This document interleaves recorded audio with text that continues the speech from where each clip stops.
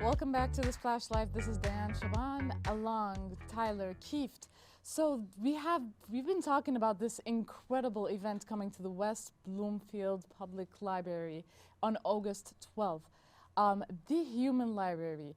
It aims to create a more inclusive and cohesive communities across cultural, religious, and social and ethnic differences. We've got Victoria Edwards, one of the organizers with the West Bloomfield Library. Hello, Victoria. Thank you for joining us today. Hi, thanks for having me. So, Victoria, can you tell us a little bit more about the Human Library event?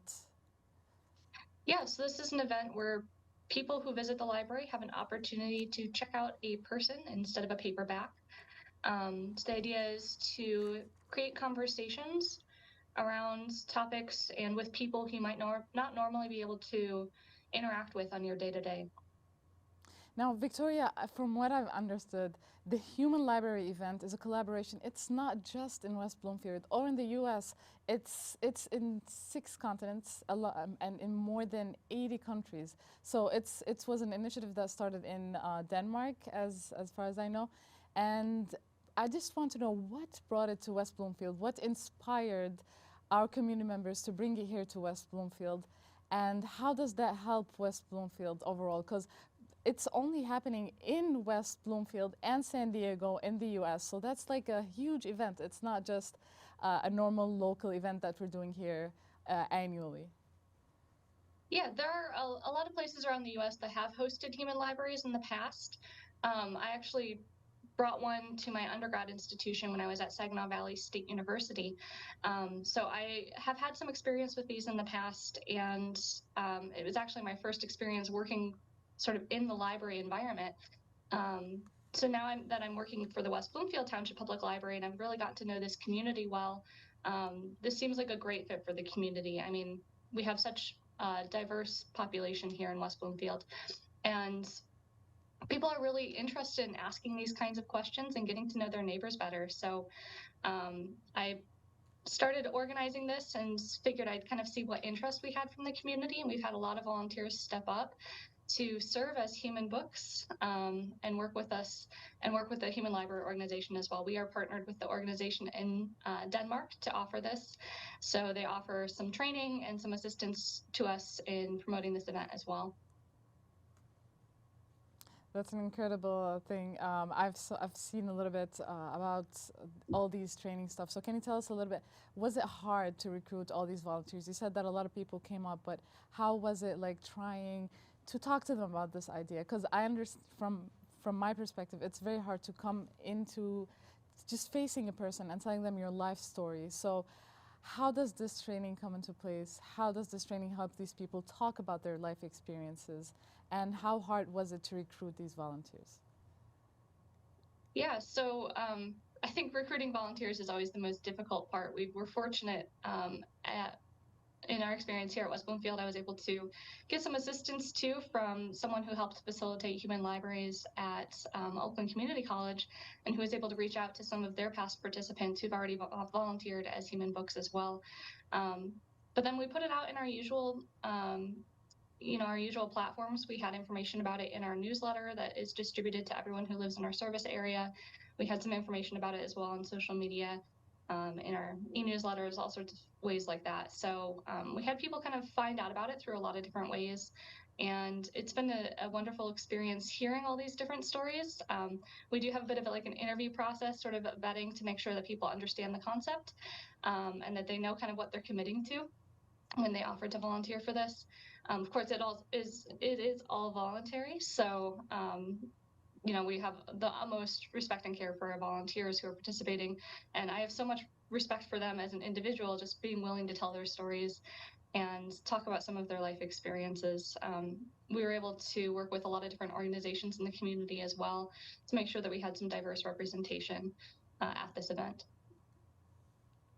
That's super interesting. So, as you mentioned, their volunteers are respectful and they are trained to do what they do. They are trained to tell their life experiences. Is there any guidelines or rules for the people coming in to meet the volunteers to ensure these volunteers' safety and well-being? There are, yeah, that's a great question. we have a sort of set of guidelines that people can read through when they first come to the human library.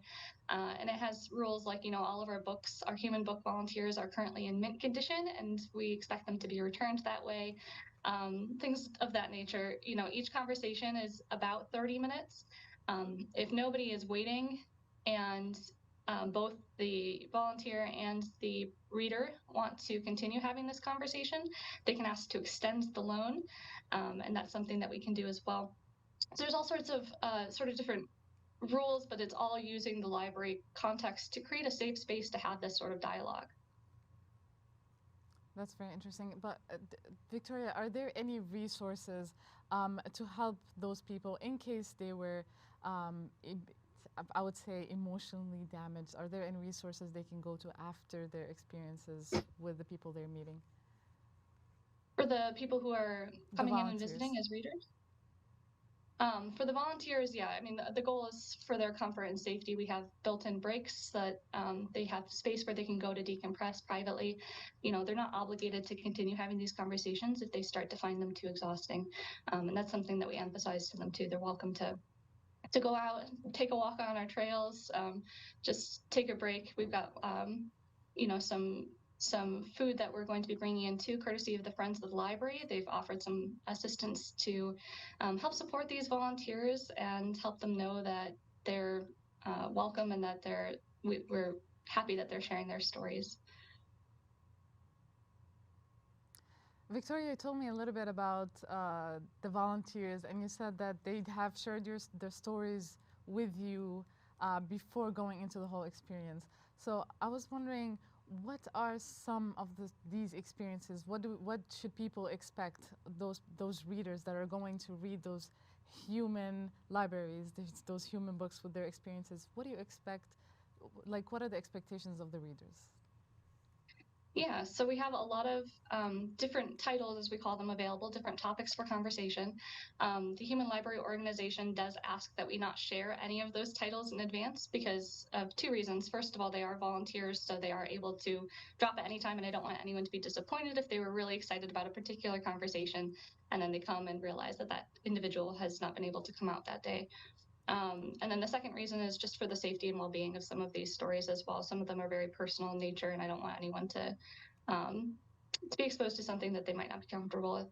But we do have a wide diversity of stories available in all sorts of contexts. We have a lot of different religious and ethnic representation in our human library right now, and a lot of people who have different sort of life situations, different things that have happened to them that they're want to share their story about to help other people understand what it's like to go through something like that, whether you've been through something similar or whether you haven't been through anything like that at all and you're curious to hear what that story might be like.